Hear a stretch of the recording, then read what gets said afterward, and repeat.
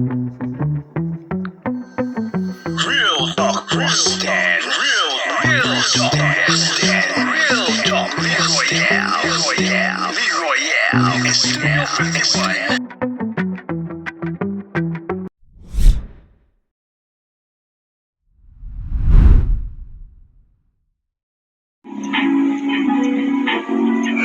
Hey, my name is Leroyale. I'm the host of Real Talk Boston, and we're here to talk about today relationships.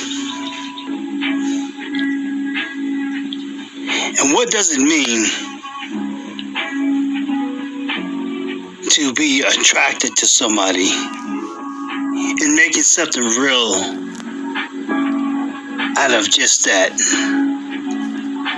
Most people think that physical attraction comes first and foremost out of everything when it comes down to relationships. But if you let the truth be told, love, respect, and honor should come before anything. Genuinely caring for someone, not because of what you can get from them or what they can receive from you sexually, but because you look at them as being a human and you're attracted to just more than their flesh, and you want more from them than just rolling in the sheets. Because if that's what you want and that's what you're looking for, that is not called a relationship. That's called a fling. Oh, booty call. And of course, you know, a fling only deals with sex. Is that all you worth? Is that all you want out of someone? Is that the adequate amount of respect that you have for yourself? You don't mind someone calling you the wee hours of the night, you know, when everybody should be asleep. Here you go at 12 o'clock, 1, 2 o'clock, 3 or 4 o'clock in the morning, someone calling and finding out if you can come out or if they can come over. First of all, even though you may agree to it, it's not being respectful to yourself. And the person that's actually initiating the request is not being respectful to him either. You know what I'm saying? We have been spending years on this earth, in this United States, just following the trend, following what everybody else is doing. And so as a result of that, we've lost track of oneself. We've lost self-respect for ourselves, in a sense. I'm not saying everyone, but the ones that's indulging in non-marital relationships or even a monogamous relationship. At some point in life, you gotta nail things down to a science and understand and really get to know yourself and know what's best for you. You know, and what works for you, not what works for someone else. Not what feeds somebody else's appetite and give you momentarily satisfaction just for the moment. You know, and that's only appeasing one part of your body and one part of your mind. What about the rest? That brings you together and formulates something more meaningful. How about meeting somebody and you like what they like? Opposite attracts also. You might not have that much in common, but one thing for sure, you both have an adequate amount of respect for one another. That's the start. Then getting to know one another for who you are, what you like, what really makes you tick, where you like to go, the things you like to do, and the same thing vice versa. Once all that information is obtained, then it's up to you and that individual to decide what are you going to do with it.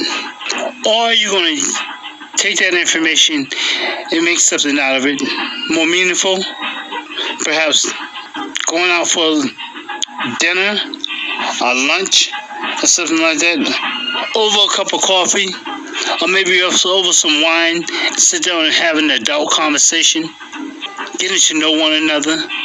For the things you like. The things that you dislike. The places you like to go. The places he likes to go.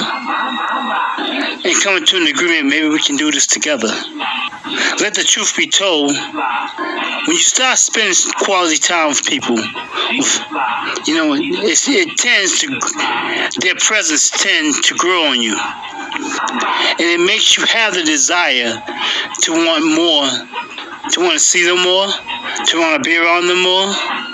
You know, as far as sex, you should let that be your last result. As long as you can delay the process, the better you can get to know a person. And if they can't wait, well then, that's not the person for you.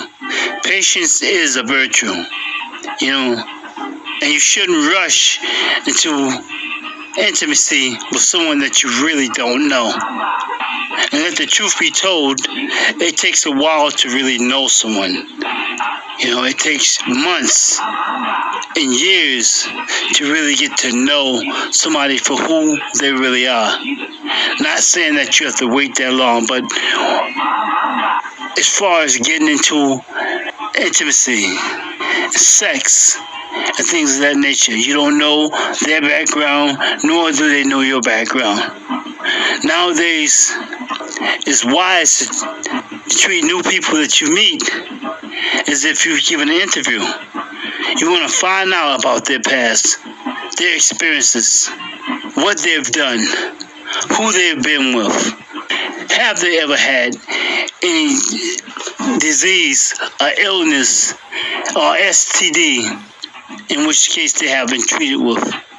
Don't be afraid to ask those questions, because if it has something to do with you being intimate with someone, as you know, sex is the closest two people could ever get. So you have every right to ask as many questions as you want. And if that person don't answer, no, you can't force them to answer, but then you can say to yourself, maybe, perhaps that person has something to hide. That is why they don't want to answer. What am I asking them? Ask them whether they ever have a AIDS test before. You know, if they refuse to answer, or if they feel kind of uncomfortable, well then you use that as leverage as to whether you need to continue on seeing that person or not. But nevertheless, you have every right to ask as many questions as you rightfully deserve to ask, simply because it has something to do with you being intimate with them. And before you do that, it's best to be cautious. Be cautious and be cautioned in terms of every decision that you make as a result to the opposite sex. Because nowadays you just don't know. And what looks like gold and what glitters is not always what's good for you. You know, you're judging a person because they look good or they're fine. You know what I'm saying? That doesn't stop you from catching whatever they may have, if they have anything at all. So basically, you have to look at that as being irrelevant and look at things that really matter, like the questions that you ask that person and the response that they give you. And if need be, if you're not satisfied with what they tell you, wait a while, a couple of months, ask them the same questions again and see if you get the same answers. You say as much as you feel that you want to ask, you have a right to ask as much as you want until you're satisfied with your answer. Now, love is beautiful. Don't get me wrong. Love is a beautiful thing. But being smart is an intelligent thing.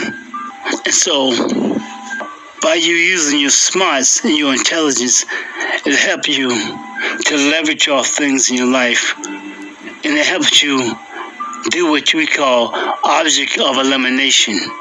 So, thank you for having me have this conversation with you. And until the next time we meet again, remember who started the conversation about relationships. Lee Royale, host of Real Talk Boston. Until we meet again, take it easy. Bye.